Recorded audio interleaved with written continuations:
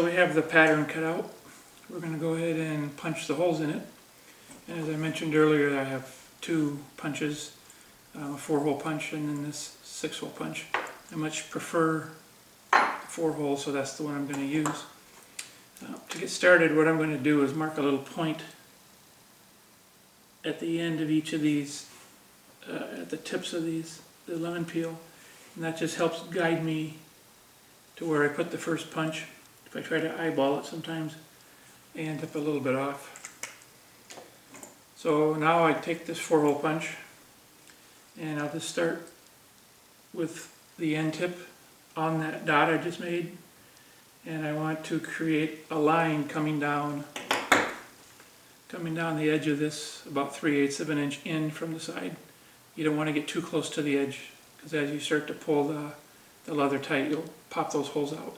So plan on about a 3/8 inch, being in 3/8 of an inch. And if you want to, you can actually lightly put a line along there to kind of follow. But I've just done these enough I can eyeball it. So I'll start with that point right on the tip, eyeball that in, give it a good whack. You want to be able to hold this up into the light and see through them all. Sometimes those holes don't punch all the way through, you got to check those. Then to create the next set of holes, I'm going to put the top tip into the last hole I just punched, that 4th hole. And that'll give me the proper spacing for the next set. Eyeball that down, give it a good whack, and just continue this process, putting the first tip into the last hole you punched,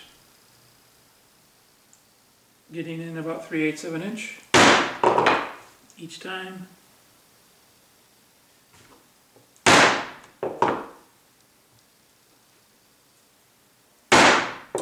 And then on that last punch, I guess that last hole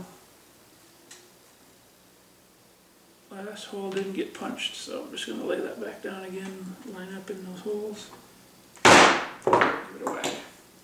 So what you want to look for now as you're coming down this side is to make sure that that last punch ends up a little bit below that V shape.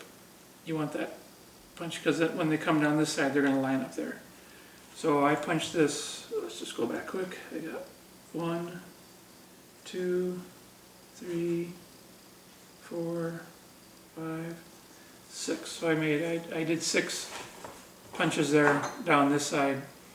And just to show you, I'll bring this side over and do the same thing. I'll go to the next lemon peel tip, put the top punch in that spot, and just make my way down this side, again eyeballing about 3/8 of an inch in.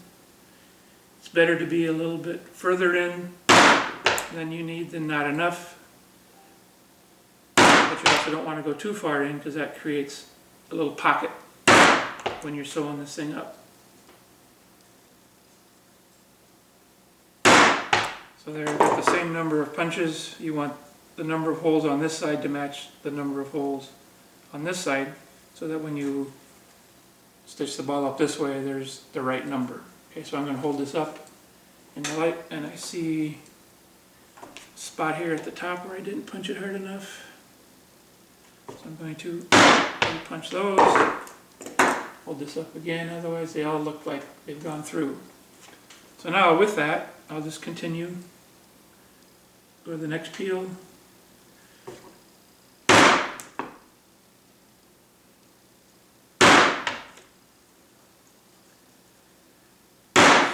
Three, 4,